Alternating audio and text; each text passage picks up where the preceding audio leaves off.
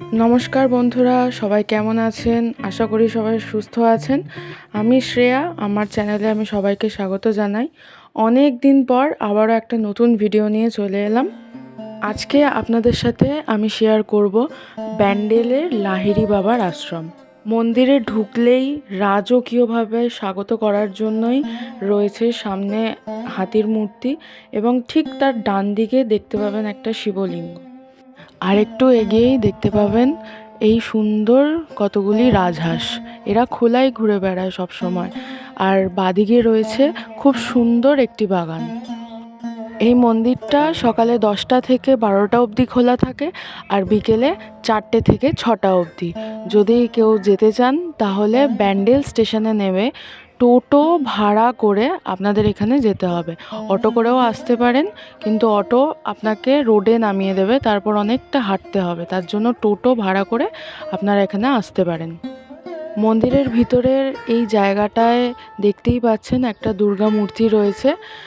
আর এই যে পাখিটা দেখতে পাচ্ছেন, এটা হচ্ছে টার্কি পাখি।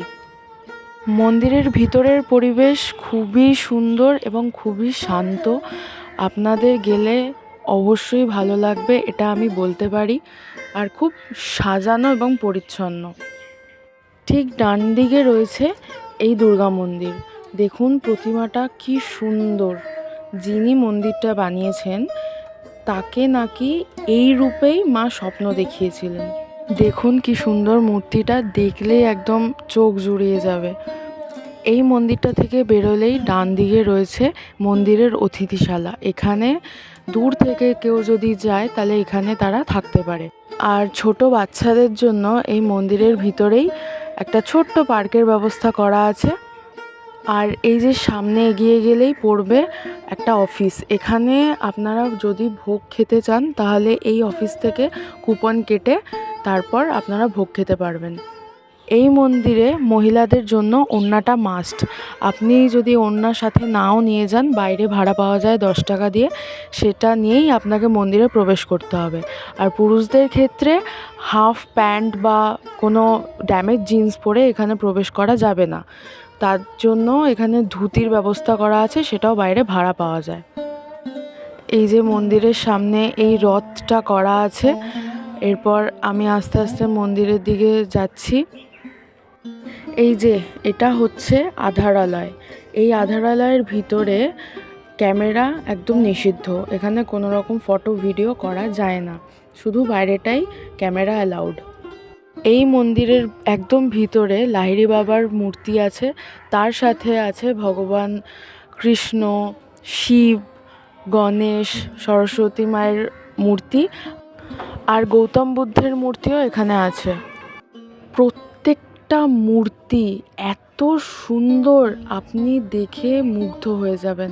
এত সুন্দরভাবে বানানো প্রত্যেকটা মূর্তি। মন্দিরের ডান দিকে রয়েছে ভগবান রামের এই মন্দির।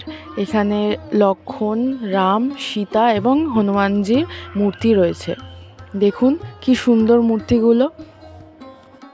ঠিক মন্দিরের বাঁদিকে রয়েছে এই ছোট্ট মন্দিরটি। এখানে রয়েছে মা দুর্গা, কালী এবং কৃষ্ণের মূর্তি। এই যে এইখানে যেরকম দেখছেন মূর্তিগুলি যতটা সুন্দর, ভিতরের প্রত্যেকটা মূর্তি ঠিক এরকমই সুন্দর। আর মূর্তিগুলো দেখলে নিজের মন শান্ত হয়ে যাবে, এতটাই সুন্দর। আধারালয়ের গেট থেকে বেরিয়ে ডান দিকে দেখলেই দেখতে পাবেন একটা দোকান, যেখানে চা আর বিস্কুট এরকম জিনিস পাওয়া যায়। ঠিক তার পাশে একটা গাছের তলায় দেখতে পাবেন এই বুদ্ধ মূর্তিটি। আর তার পাশ থেকেই গেলে দেখতে পাবেন একটা ছোট্ট শিবের মন্দির। এই মন্দিরের ভিতরে এরকম অনেক ছোট ছোট মন্দির আছে। চলুন সেগুলোকে দেখে নেওয়া যাক। এরপরে মন্দিরের যে মেন গেট, সেখান থেকে ঢুকে একদম বাদিকে দেখলেই দেখতে পাবেন একটা এরকম রাস্তা। এখান থেকে গিয়ে এই একটা ছোট্ট ব্রিজের মতন পড়বে। এখানে শিবের মন্দির আছে, আরও বিভিন্ন ছোট ছোট মন্দির আছে।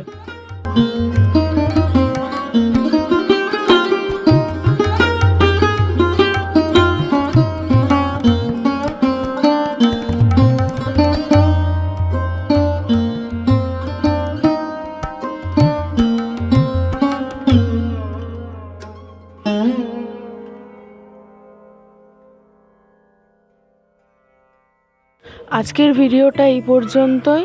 দেখা হবে আবার অন্য কোনো ভিডিওতে। খুব তাড়াতাড়ি ভিডিও নিয়ে আসার চেষ্টা করব। আপনাদের যদি আমার ভিডিও ভালো লেগে থাকে তাহলে অতি অবশ্যই লাইক, কমেন্ট অ্যান্ড সাবস্ক্রাইব করে দেবেন। আমার পাশে থাকবেন আর পাশের বেল আইকনটা প্রেস করে দেবেন যাতে ভিডিওর নোটিফিকেশান আপনাদের কাছে পৌঁছে যায়। দেখা হবে অন্য কোনো ভিডিওতে। আসলাম, টাটা। সবাই সুস্থ থাকবেন, ভালো থাকবেন, নিরাপদে থাকবেন।